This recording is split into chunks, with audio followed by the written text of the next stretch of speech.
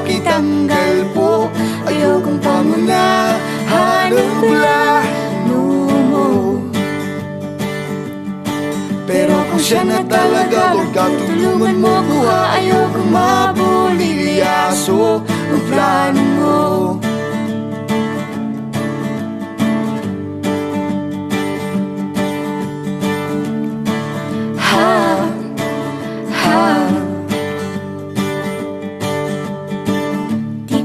Inasahan o saniyang pinilit kinalalagyan ngayon. Di naman kasi ako nabighani sa kaniya noon. Yung kusa kang nagkagusto simula nang matento na siya'y nagbago. Wala nung siya'y nagseryoso, binigay buong puso kay Jesucristo. Ayokong lumayo